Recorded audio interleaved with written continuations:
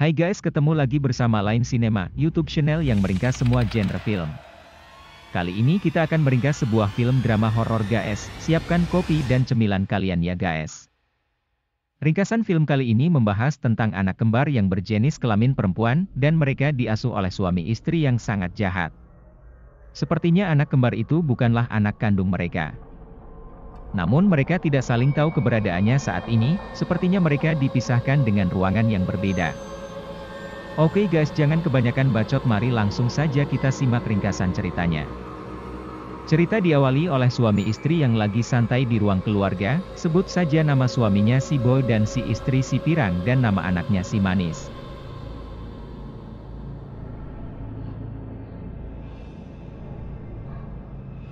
Si ayah menyuruh si Manis untuk membuat kopi, lalu si Manis mengambil gelas dan langsung ke dapur untuk membuat kopi buat si ayah. Kedua orang tua tirinya itu tidak mengetahui kalau anaknya seperti mengalami gangguan mental, namun belum terlalu parah alias masih seperti anak-anak sehat lainnya. Kemudian si Manis kembali ke dalam kamarnya untuk kembali tidur. Mimin sangat terkejut tiba-tiba si Manis mengeluarkan pisau dari bawah bantalnya.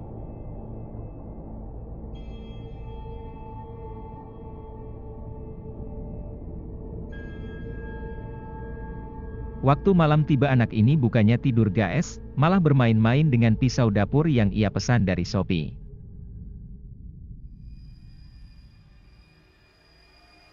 Entah kenapa tiba-tiba ia pergi lagi ke ruang keluarga dengan membawa pisau yang ia sembunyikan di belakang badannya. Waduh, kok jadi serem gini ya guys?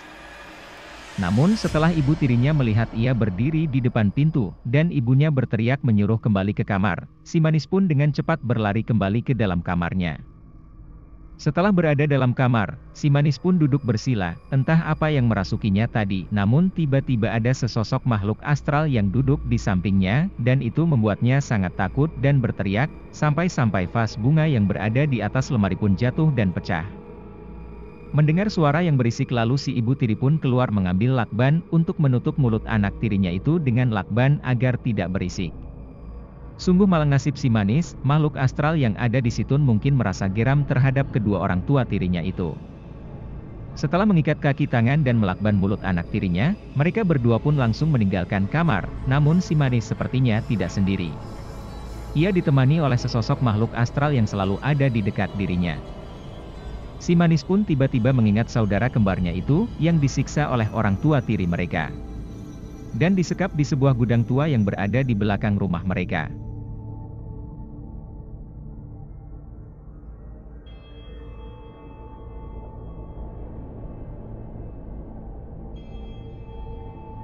Cerita kembali di mana ibu tirinya mengantar si Manis ke sekolah yang baru. Karena sepertinya mereka juga baru pindah ke daerah itu. Kemudian sang ibu tiri masuk ke dalam kantor untuk menjelaskan kalau si Manis ini mempunyai sedikit kelainan. Ia tidak pernah berbicara sejak beberapa tahun yang lalu. Mungkin terlalu berat pikiran yang berada di kepala si Manis. Selagi ibunya di dalam kantor, ternyata si Manis sedang dibully oleh teman-teman barunya. Melihat itu sang guru yang bernama Bu Nani pun turun untuk melerai dan memarahi geng yang telah membuli si Manis.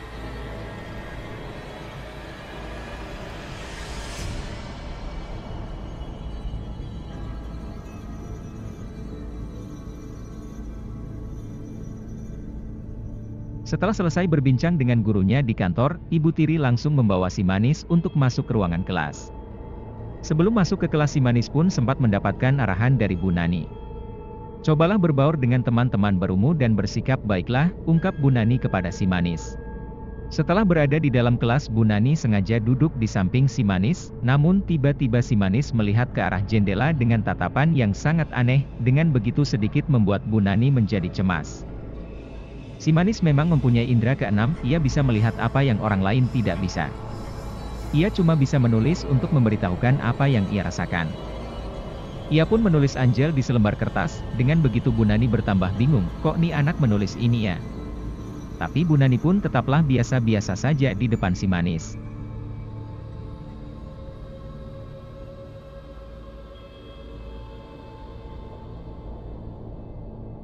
Si Manis pun tiba di rumah selepas pulang dari sekolah. Kebetulan ibu tirinya pun sedang berada di rumah, si manis pun membikinkan minum buat ibu tirinya itu. Namun sepertinya minuman itu terlalu panas atau apalah, yang tiba-tiba membuat ibunya menjadi marah dan menyiramkan minuman itu ke dada anaknya. Ternyata itu adalah air panas guys. Sungguh ibunya ini bukan contoh ibu tiri yang baik. Tidak lama kemudian ayah tirinya pun pulang ke rumah, si manis pun segera merapikan bajunya yang tersiram tadi, agar ayahnya tidak melihat apa yang telah dilakukan oleh ibu tirinya barusan. Akan tetapi ayah tirinya ini lebih parah lagi, setelah melihat beberapa permen jatuh dari kantong anaknya, ia pun menjadi sangat marah.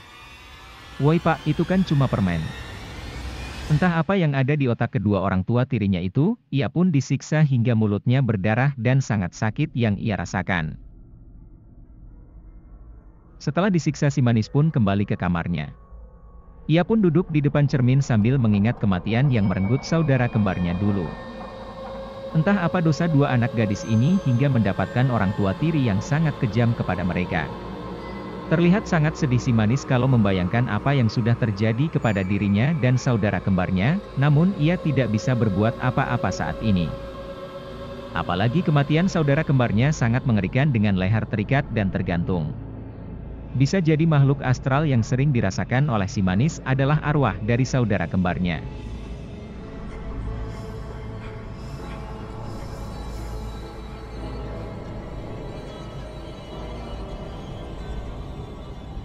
Cerita kembali ke ruang kelas, lagi-lagi si manis dibully oleh teman sekelasnya. Dan itu membuatnya merasa sedih dan langsung lari meninggalkan kelas dan bersembunyi di kamar mandi. Dengan sigap Bu Nani pun langsung mengejar si manis dan mencoba menenangkannya. Bu Nani pun mencoba memahami apa yang ia rasakan. Sungguh Bu Nani merasakan ada sesuatu yang sangat aneh yang terjadi di diri si manis. Setelah kejadian itu seorang guru menelpon ibu si manis dan menceritakan segala hal aneh yang dialami putrinya itu sewaktu di dalam kelas. Gurunya pun bertanya apakah kalau di rumah si manis seperti ini juga kelakuannya? Dan ibu tirinya menjawab tidak pernah.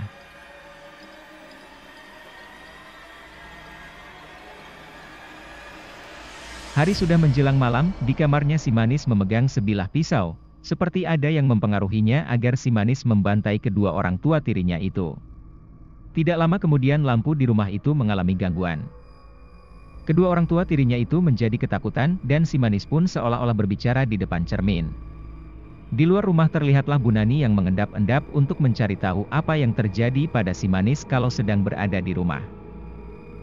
Lalu ia pun pergi setelah tidak mendapatkan apa-apa.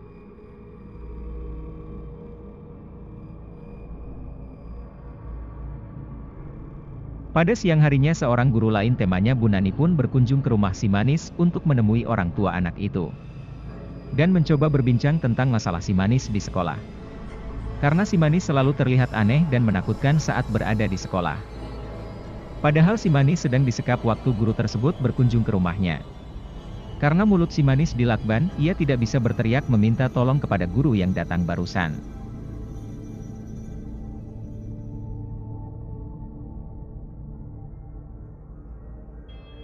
Setelah disekap kemudian si manis kembali ke kamar tidurnya. Namun ia sepertinya tidak bisa tidur. Lalu ia pergi keluar rumah dan menuju ke sebuah gudang yang dimana di gudang itulah dulu saudara kembarnya bunuh diri. Entah mengapa tiba-tiba ia ingin ke sana. Bisa jadi selama ini ia merasakan sesuatu dari gudang itu.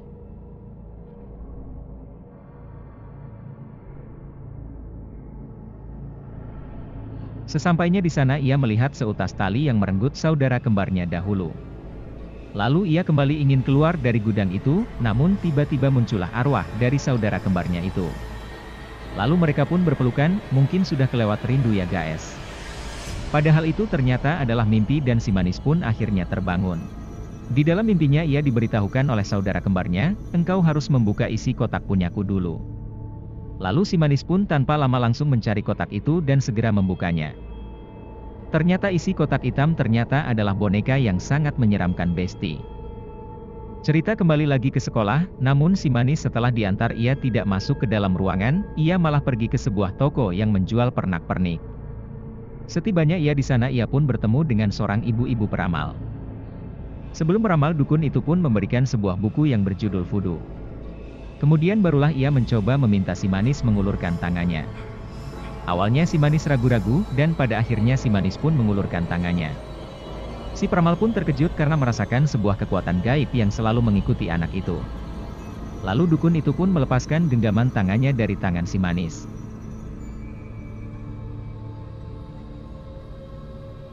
Sin kembali ke ruang kelas. Setelah pelajaran usai, Bu Nani meminta si manis jangan dulu pulang dan tetap menunggu di ruang kelas. Nampaknya Bu Nani pun ingin menanyakan dengan serius terhadap si manis, apa yang sedang terjadi pada diri si manis. Karena ini menjadi sebuah teka-teki misteri yang membuat para guru menjadi resah. Malam pun tiba dan kedua orang tua tiri si manis sedang dalam keadaan tidur. Namun tiba-tiba si manis pun mencoba masuk ke dalam kamar orang tuanya, entah apa yang ia cari. Bisa jadi ia mencari petunjuk tentang dirinya dan saudara kembarnya. Karena si manis sangat yakin kalau ia bukanlah anak kandung dari kedua orang tua yang merawatnya saat ini. Karena kalau ia anak kandungnya, tidaklah mungkin setiap hari si manis mendapatkan tekanan dan penyiksaan dan sekapan dari orang tuanya. Namun sepertinya arwah saudara kembarnya itu selalu mendorong di manis untuk menghabisi kedua orang tua tirinya itu. Mungkin karena sudah terlalu sakit buat mereka.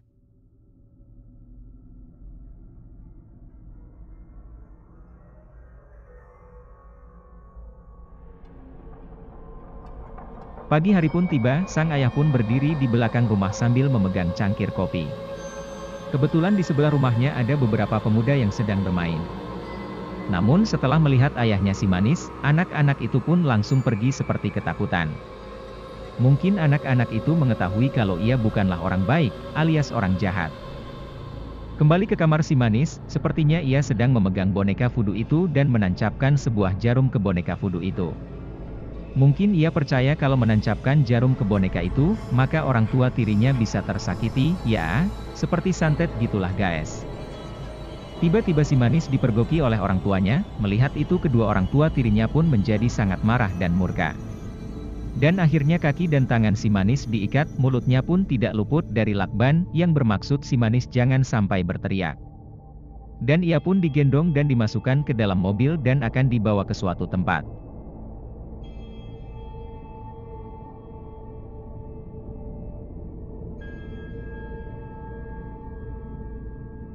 Setelah sampai di sebuah rumah tua, si manis pun langsung diangkat dan dipindahkan di rumah tua itu dengan kaki dirantai. Setelah orang tuanya meninggalkan tempat itu, tiba-tiba datanglah arwah saudara kembarnya dan ia pun masuk ke dalam badan si manis. Wow, semakin serem aja setelah si manis dirasuki oleh arwah saudara kembarnya. Engkau harus balas dendam saudaraku, ungkap arwah saudara kembarnya di manis. Namun si manis sepertinya menolak hasutan arwah itu. Namun percuma saja yang namanya arwah suka gak sudah, ia pun tetap aja masuk ke tubuh si manis. Setelah arwah itu masuk ke tubuh si manis pun berubah dengan mata yang sangat menyeramkan guys.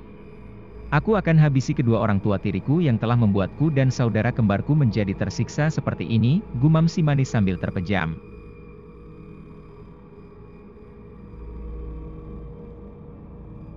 Keesokan harinya ia pun dijemput kembali oleh kedua orang tua tirinya.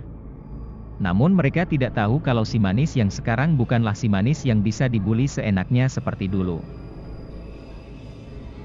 Cerita kembali ke ruangan sekolah di mana si manis belajar. Sang guru pun memberikan pertanyaan kepada murid-murid. Dan herannya tiba-tiba si manis yang tidak pernah berbicara itu mengangkat tangan dan menjawab semua pertanyaan yang dikasih oleh guru tadi. Sontak seisi kelas pun terkejut. Namun ia pun masih saja dibully oleh teman-teman sekelasnya. Tidak sampai di situ, setelah dibully si manis pun berteriak dan melawan terhadap teman-temannya. Tidak lama kemudian kelas pun bubar, namun si manis ditahan oleh kedua guru yang berada di kelas itu. Guru pun menanyakan kenapa engkau berubah menjadi ganas seperti ini? Si manis pun menjawab dengan santai dan segera meninggalkan ruangan kelas. Tentunya kedua orang guru itu pun tidak mengetahui bahwa si manis lagi dimasuki arwah saudara kembarnya yang ingin balas dendam. Ternyata diam-diam Bu Nani mendatangi peramal kemarin dan menanyakan kenapa si manis tiba-tiba berubah menjadi ganas. Si manis pun pulang ke sekolah dengan berlari, namun ia tidak memasuki pintu depan yang telah ditunggu oleh kedua orang tua tirinya itu. Ia pun masuk lewat pintu belakang dan bersembunyi dalam sebuah lemari. Sewaktu ayahnya mengendap-endap ke dalam kamar si manis, tiba-tiba sang ayah membuka lemari dan akhirnya ia pun diserang oleh si manis yang sedang dirasuki setan saudara kembarnya. Akhirnya sang ayah pun tewas bersimbah darah. Setelah melihat suaminya terkapar dan tewas, istrinya pun mencoba kabur ke rumah bagian belakang. Si manis menatap tajam ke arah ibu tirinya itu. Sungguh mengerikan dan ibu tirinya itu merasa sangat ketakutan dengan kejadian yang baru menimpa suaminya itu. Selagi pertempuran berdarah berlangsung di dalam rumah, tiba-tiba Bu Nani pun datang. Setelah masuk Bu Nani pun melihat ayah si manis sudah terkapar dan tewas. Bu Nani pun begitu terkejut melihat itu, lalu Bu Nani mencoba ke dapur, tiba-tiba ia ditikam oleh ibu si manis. Namun tiba-tiba si manis muncul dan menikam leher ibu tirinya itu sampai tewas terkapar. Lalu si manis pun menghampiri Bu Nani yang sudah terkapar di lantai rumah. Cerita kembali ke 2 bulan berikutnya. Setelah kejadian horor itu selesai, akhirnya si manis terlepas dari gangguan arwah saudara kembarnya itu. Lalu ia sekarang hidup di sebuah rumah penampungan anak-anak yatim piatu dengan tenang. Di sana ia dikelilingi oleh orang-orang yang sangat baik. Pada suatu hari ia didatangi oleh sang peramal kemarin, mereka pun berbincang selayaknya orang tua dan anaknya.